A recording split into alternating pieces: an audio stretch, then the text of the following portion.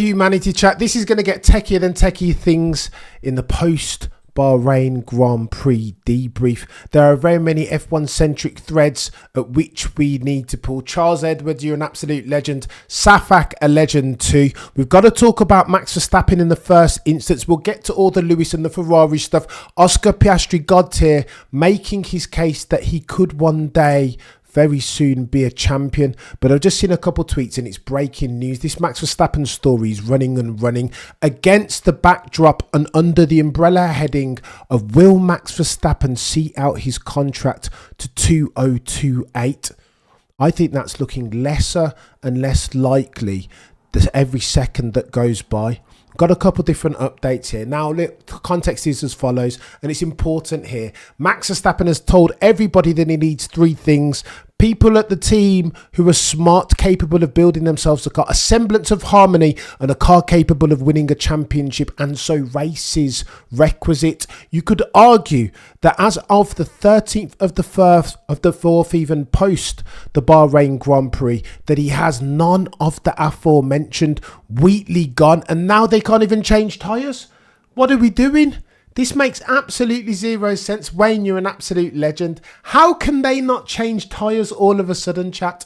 Jonathan Wheatley is brilliant. Some say that he's a bigger loss for the Bulls that are red than even Adrian Newey. Yeah, Jonathan Wheatley was the dude who once upon a time combed through the rule and regs and told the FIA that they were well within their rights to award Max Verstappen full points, Suzuka Grand Prix, and so therefore a World Drivers' Championship. That's Jonathan Wheatley. That's who that chap was. Losing him though, you didn't expect to see all of a sudden the god tier pit crew. Now they can't change tyres. What? Every time they can look, Red Bull today looked like Mercedes of a couple of years ago. Every time Max and Tsunoda-san came into the pits, my heart was in my mouth. I felt like I knew the outcome before they even went in. What's this bloody automating like? Pull the lollipop bod in surely. This is nonsense. Take your heads above the parapet, Red Bull, and fix for this because the stakes are high. Now, for the avoidance of doubt, what we're talking about here is Max Verstappen leaving that team. And then Christian Horner, what are you going to do then? What's your team going to look like then? You've got a car that nobody can drive. The only person who can drive it has a name, and his name is Maximilian Verstappen, and he won't be at the team any longer. So what are you going to do then? And yeah, Cameron, going scorched earth. What's your basis for this? Well, the basis is a couplefold. In the first instance, the evidence of the race was negative, chat. You see Max Verstappen doing his best, putting on his brave face, trying to be positive. Yeah, we optimised for the circumstance, said Max. Yeah, it wasn't good. The pit stops weren't good. We didn't have pace. The balance wasn't good. Qualifying was bad. Strategy was bad. Everything, as near as makes no difference for the Red Bull team and Maximilian Verstappen, was bad. Max is saving them by outperforming the car and now the bloody team that has forgotten all of a sudden how to do pit stops properly. Of course, therefore, there were going to be ramifications post-race. Again, on the back of the Japanese Grand Prix, where Maximilian Verstappen, for some say soon to be five-time champion, was nothing if not god tier. Of course, Max was going to be a raging bull. Of course he was going to be fuming at the team, and we hear it on Twitter when the god tier ones, Vordung, Vermeulen, bloody The Telegraph, all of them are coming out now and telling us what has happened. Ted Kravitz too. Let me tell you what Ted Kravitz said first, because this is the first time I heard it on the bloody notebook. Here's what Ted Kravitz had to say, because I thought this might be fugazi. There's no way that Red Bull are going to have an emergency meeting in the garage immediately after the session for all of the F1's press and media, all of the waiting eyes of the world to see and hear. No chance. Well, here's what Ted Kravitz had to say, courtesy of Sky Sports F1 on his notebook. We make our way to the exit, we take a break. At the end of the race, I was waiting around here for some team principals, and Raymond Vermeulen, Max's manager, came into the Red Bull garage and gave Helmut Marko what can only be described as a right piece of his mind. And then was remonstrating with Helmut Marko. Helmut Marko was just standing there taking it, and then, oh, hello, we're going to get out of this pit lane. And Helmut was just taking it, and then Raymond stormed off the back of the garage, sort of taking his pass off as he went. So, yeah, clearly they are not happy. Right, these... For the avoidance of doubt, that's a legend that is Ted Kravitz on the Sky F1 notebook saying that he saw Raymond Vermeulen, manager of Verstappen, head honcho of Team Verstappen, go right into the garage and give Helmut Marko, Dr. Helmut Marko of Red Bull GmbH, a piece of his mind. Ergo, Team Verstappen are not happy. Everything that they were promised is no longer. It's fugazi, faded to black. It's angel dust. Yeah, Pierre Vacher, he said that he was going to be able to work in a way that was autonomous, independent of the god-tieriest one they call Adrian Newey, the last airbender. Well, whatever happened to that? Ever since Adrian Newey's left that team circa Miami last year, that car has been a dog, an SH1T box, ladies and gentlemen. So what are we doing here?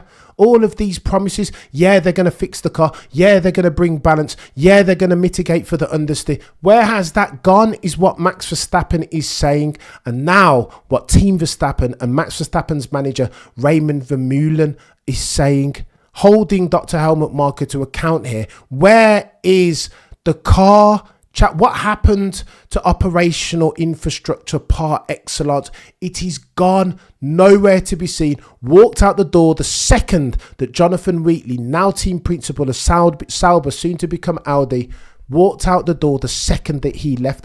Just like the handling dynamic, balance and pace did the second that the last airbender, Adrian Newey, walked out the door. All of these promises, all of them writing checks that their asses cannot cash. They are being called out by the reality, by the evidence that their eyes, our eyes and ears are presenting us. Let me read this out, because the Telegraph, this fella writes, Eric Van Haren, one of the god tier ones. Again, all F1 journos are created equally, but some more equal than others. Eric Van Haren, super close to the Verstappen family. Here's the headline that he pens in the Telegraph. Max Verstappen is about to explode, but he bites his tongue as at the time of writing.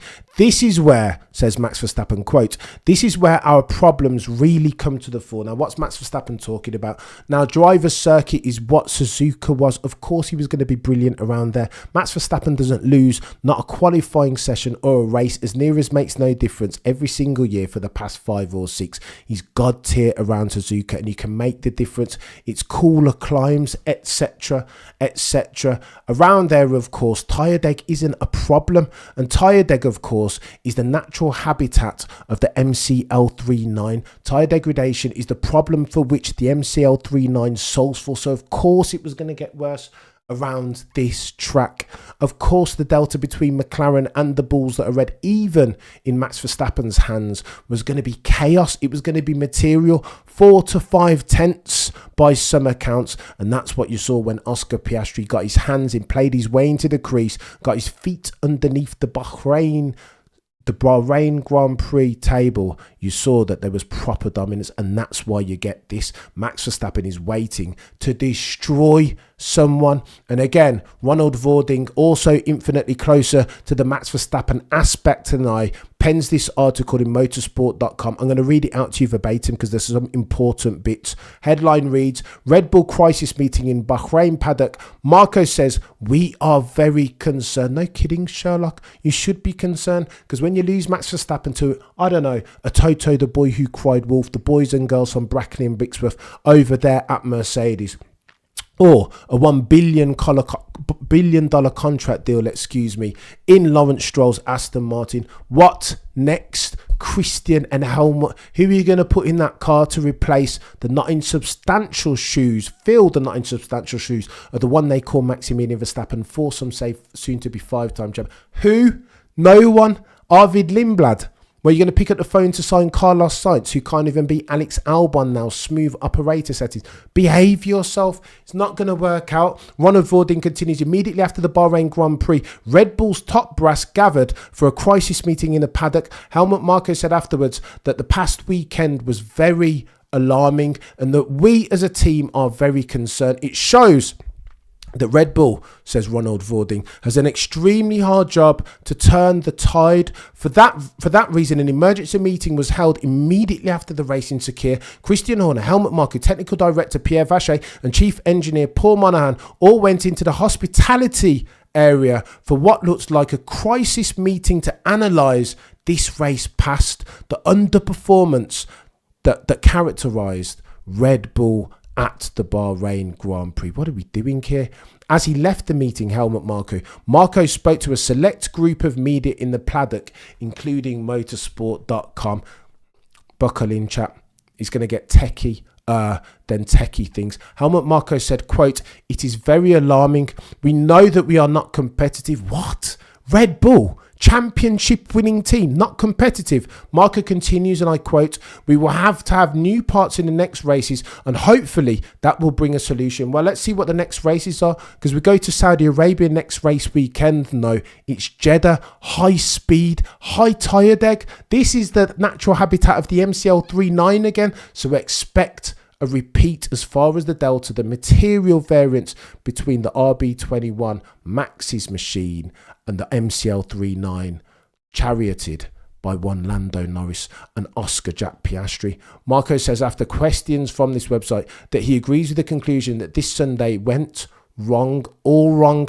He says, quote, Helmut Marko, "We have to find performance as soon as possible, but standard things like pit stops also have to be better. If the car is not fastest and the pit stops do not work, then that's not acceptable." What's he talking about, chat? Well, you know, if you're an underdog team, then when you can't afford to give away easy lap time. You've got to seize the low-hanging operational infrastructure fruit.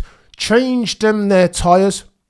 We were mad at Mercedes and Sir Lewis Hamilton fans all around the world for the longest time because they could never change their bloody tyres. This is basics. Just get in the gym. If you need to lift weights, get in the gym and practice it. This isn't like God tier. This isn't Fermat's last theorem. If you need to change the tyres, then put the reps in, just like Ferrari did in the off-season last year. Put the reps in and you will become better at it. It's rote learned. It's muscle memory. So how comes now Red Bull, just because the god-tieriest one that is Jonathan Wheatley has left, now all of a sudden the Red Bull team can't change tyres? What are we doing? It makes no sense, Remco, and I've had enough. I desperately want for Max Verstappen at the very least. I'd love to see somebody win a consecutive fifth. But more than that, I'd love to see Max Verstappen mount a valiant attempt at it, a levelling of the competitive landscape, because for the avoidance of doubt, McLaren are too far gone for that to happen. Not even close. Chat, Dr. Helmut Marko is right. It's not acceptable, and he's partly responsible. Why? Well, because they're meant to have this brilliant god-tier conveyor belt of junior drivers coming in, ready to slot in. Since Seb Vettel and since Maximilian Verstappen, who has he brought into that car worthy of note? I'll wait. No one is the answer. Arvian Lindblad is coming, but he's not there yet. So who's come in between him, Max Verstappen and Vettel? There's been nobody, and they need to be held to account for that, especially if they want to put themselves forward of the bastion of having the GOATiest junior program ever. You can't live off of former glories. Not in F1, a story told in tense, where what have you done for me lately is all that matters. You're only as good as the last driver that you promoted. And as far as I remember, that dude has a name, and his name is Liam Lawson. It is not good enough. You are right, Dr. Helmut Marko. What we're seeing from Red Bull in the hands of Max Verstappen is not good enough. What makes it worse, chat, is that Max Verstappen was so goated at the last Grand Prix. It's too fresh in the memory, right? The recency bias is there. If you give that dude half a car, he'll put it on pole and get you 25 points. It'd be disingenuous for me to argue at this stage on the back of what we saw in Japan at the Suzuka Grand Prix. Anything to the contrary. Helmut Marko continues. Those pit stops may have cost us 2 positions, but we were just too slow. No kidding. Sherlock. Helmut Marko continues, and I quote, "We couldn't even overtake Gasly," and this is where it gets techie than techie things, chat. You couldn't even overtake Pierre Gasly in a car that by most accounts, all F1 aficionados say is circa 20 brake horsepower down in terms of its maximal velocity. What are we doing here, chat? How did we get here? This makes absolutely zero sense. When I take a step back and see the F1 wood for the F1 trees, make this make sense. Somebody help me understand. It's almost as baffling as Max Verstappen's pole lap at the Japanese Grand Prix last race weekend. Impossible settings that Red Bull could turn into this bad an F1 team this quickly. Make it make sense. Somebody please. Helmut Marko continues, and I quote, "Those pit stop cost us 2 positions. We were too slow. We couldn't even take Pierre Gasly, and we couldn't overtake Ocon either." Oh, the humanity. That's what we're dealing with. That's where we are. Max Verstappen fans around the world put their head in their hands. This is unbelievable. You couldn't write it in a book, for nobody can suspend their disbelief that much that Red Bull would one day be a championship winning team. Then New would leave, Fallows, Marshall, Wheatley would leave, and then all of a sudden they become a midfield team with a car that nobody can drive, lacks balance and pace in absolute terms. What are we doing here? The article continues. The latter underlines that Red Bull will have to wait until Imola for any major updates. What are we doing? Until then, Marku continues, quote, "It has to be done with better preparation and find a better setup with what we have." Coursemate Vording writes and continues in motorsport.com, "It makes the conclusion as hard as it is painful." Helmut Marko continues, quote, "We are currently the 4th team." Marko agrees. The 4th team. So Max was right. He wasn't blowing smoke up anybody's either. But this isn't Lando Norris saying, "Oh, the McLaren isn't slow." Max is nothing if not a truth sayer. P7 is exactly where that RB21 should be. If you want to see the true barometer of that RB21, don't look at it when it's in the hands of the alien that's Max Verstappen. You see what that dude can do at Suzuka, the speed, the minimum speed that he carries through Degna 1, just how late he's on the brakes going through the final chicane. You understand what Max Verstappen is doing in that car. If you truly want to see the barometer of that RB21's pace in human hands, have a look at Yuki Tsunoda. Tsunoda-san will tell you all you need to know. Look at it in the hands of Checo Perez for the last 2 years, as near as makes no difference, yeeting it into the barrier when the bloody shareholders, Charlie Mavidia, are in attendance, moaning at each and every single turn, unjuncture about understeer and snap oversteer, the car being twitchy through the turns, particularly on the apex. Talk to them, buds. Talk to Danny Rick. That's who you need to talk to if you want to understand a benchmark, a true barometer of what that RB21 is capable of. But I digress. Helmut Marko continues, I quote, "We have many problems, but the biggest problem is in the balance and in a lack of grip." That sounds like everything, Helmut Marko. You're not just talking about balance, the twitchiness on turning combined entry. You're not just talking about snap oversteer on exit, understeer at the A, but you're talking, this is everything. Pull it all apart. Sometimes you've got to just burn it down and start again, right? You keep bringing upgrades, Pierre Vacher, to paper over the cracks. The car is a dud, an SH1 T-box. What are you going to do then? The stakes are as follows. 5-time champion consecutive. There's only ever been one F1 peddler who's done it before. He had a name, and his name was Michael Schumacher. Tried to do it with Seb, didn't work out. Dr. Helmut Marko still has a bee in his bonnet because of that. So he should understand the stakes more than most. That's why Vermeulen, manager of Verstappen, went straight for him, a beeline, because they will imagine that he's responsible. Effect change. You let Newey walk out the door. You let Wheatley walk out the door. You let the pace and the competence par excellence go out the door too. They can't even change tyres. Beggars belief. You're sitting in there watching Max Verstappen. They can't even get the right tyre off. And then you've got this dodgy lighting system. What's that all about? Pull a lollipop up and let's get it done properly. What are we doing? Helmut Marko continues, quote, "We have many problems, but the biggest problem is in the balance and lack of grip. That is why the problem with the brakes also came up this weekend." So it's layer cake settings. Problem atop of problem, almost like problem begetting additional supplementary, complementary problems. They are in a problem mire, therefore, and I would contend that Red Bull don't have the necessary personnel to pull them out of that problem-filled quagmire. Herein lies the difficulty. Herein lies why I'm guessing, were I a betting man, that Max Verstappen's championship campaign for 2025 will be sacrificed at the altar, not of his incompetence, because you see that Max Verstappen is a god-tier peddler. First round Hall of Fame, instant Mount Rushmore settings. Put his name on there right now. You see what Max Verstappen is doing. If he loses the championship, it won't be because of Max. It will be at the altar of Red Bull's incompetence, because they couldn't keep a hold of their key personnel. I say again, for the avoidance of doubt, we're talking about Newey, we're talking about Wheatley, we're talking about Rob Marshall. You see what Rob Marshall is on as well. Should we talk about Rob very quickly? Flexi wing, front and rear. Nobody's going to tell me that McLaren could win that championship last year of the constructors' variety. But for Rob Marshall, the last wing bender, for Pete's sake. I digress. Helmut Marko continues. The problem in the brakes also came out this weekend. Normal procedures, such as the pit stops, did not work either. So one thing led to another. In any case, we have to start with a better program on Friday, which is not so chaotic. No kidding, Sherlock. Honestly, it's getting techier than techie things as far as Red Bull are concerned. I think he'll just leave, you know. Boil it down into brass tacks and have an adult conversation. I think he just needs to leave. Sometimes you've just got to cut off the cancer and the gangrene, right? Full stop, new paragraph, it. Max Verstappen is far too good, as was Alonso and Sir Lewis Hamilton before, for his career to languish. Too young, though, too. That's the difference, eh? Max Verstappen is only 27 years old. He's far too young, far too brilliant for F1 fans all around the world to see this dude's career languish in that dodgy car, and more to the point now, moreover, that dodgy team sans all of that god-tier F1 talent. Charles Edward, you're an absolute legend. So the camera direction was tracked. Should we talk about Sky F1?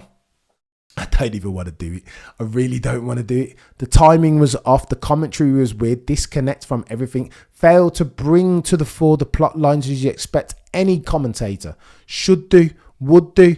Put James Allen back in there. Put Murray in there. Put Peter Windsor in there. What Crofty did today, again, in conjunction with Martin Brundle, wasn't worthy of the £90 a month that I pay to Sky Sports F1. Ruined the strat game to the safety car. So I think the safety car had to come out. They were struggling to pull together the rubble, weren't they? Again, cheeky incident. Yuki Tsunoda said it. But I think they had to bring out the safety car. But the timing of the safety car kind of ruined the race a little bit. You throw a safety car in there hoping that you're going to get some drama and that the race is going to crescendo, but it was almost a reset. Everybody went in there and changed their tyres. Ergo, there was no doable advantage to be gained, as there usually is under a safety car circumstance. Charles Edward, you're a legend. Safak, too bad Max had 2 slow pit stops, but hey, your guy Lewis did great. So we'll talk about Lewis. Too kind as always, Safak. So let's talk about Lewis very quickly. I wasn't overly enamoured with the drive. Listen, I will take it 5th place, proper. But again, I will say this, not to be a Debbie Downer. We'll take what we can get at this point as far as Sir Lewis Hamilton's successes. Let me say this, however. If you know Sir Lewis as I know Sir Lewis, you'll understand anything less than top step of the podium is like subpar. But that's her, again, Mount Rushmore of F1. First round Hall of Fame F1 peddler. That's who Sir Lewis Hamilton is, and that's who I want to see at Scuderia Ferrari. It's not without its foibles and travails that I feel like Lewis Hamilton's performance papered over. You see and hear Lewis post-race saying something to the effect of, listen, it's a brand new car, I'm just getting used to it, this is only race 3, I need to understand that it's handling dynamic and adjust the way in which I drive it in real time. He's not there quite yet. Yeah, of course, they've had a couple of different things. They've had upgrades, they've had flaws, but I still would contend, again, if I'm half the racing mind that I think I am, that they can't run the rear end portion of that SF25 as low as Sir Lewis Hamilton wants it. And that's got to stand for something, eh? If he can't get the setup that he needs and requires, then Houston, we have a problem. Imagine for a second that there wasn't the fortuitous safety car.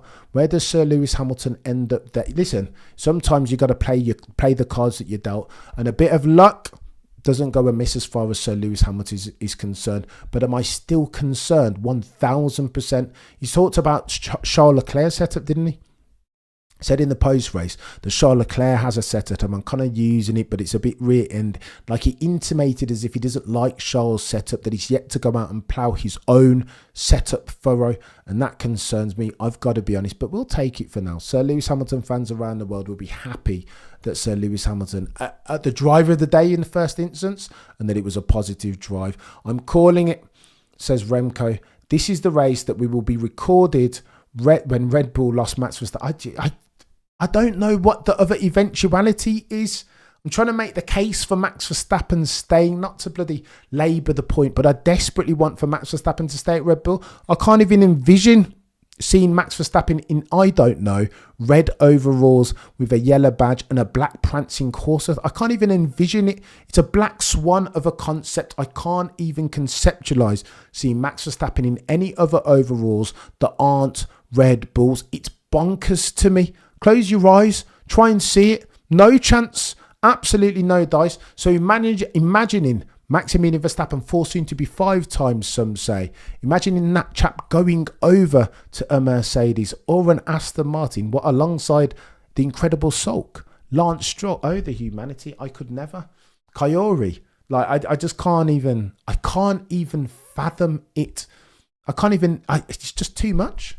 But it will happen if they continue barking up this tree of incompetence. Red Bull I'm talking about now. Christian Horner I'm talking about now. You best believe that it's a very real possibility, and it becomes more probable by the day. If I were a betting man, OG Zilla says Red Bull curse is still alive.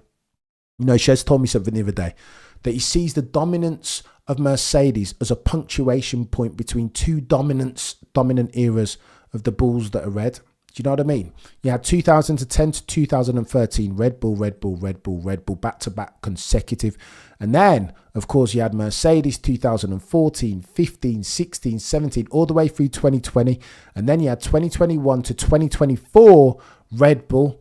It's almost like Mercedes were an inconvenient interlude, though they won more constructors, I would think. Techie. I never thought about the evolution of F1 and the dominance eras in that way. Octave says Saudi, Miami, Imola, 1 win and 2 podium. Max in the lead again. Do you think so, Octave? Do you think that's the most likely outcome in that car? Let me tell you why it's not. Saudi's going to be techie. I don't know about Miami. It's a bit different. Imola, old school track, colder climbs. So again, might be a little bit different. But Saudi, behave yourself. You think that RB21 Suns upgrades has a chance, even in the hands of a fire-breathing dragon like Max Verstappen, of chasing down Oscar at the very... Let's put Lando to the side. We'll talk about Lando another time.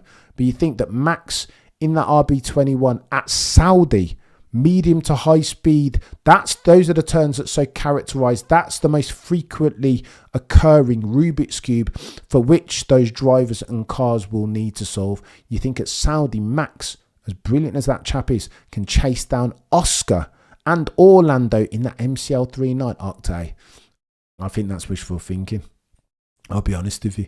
Renko says, yep, leave, go to Aston Martin, surround himself with harmonious vibes again. I don't disagree with you. I think it might be the way forward. I want to see Max thrive. I think he's one of the best that I've ever seen. Oh, stop glazing. How can you call it glazing on the back of the Japanese Grand Prix? You only need to go and watch the onboard.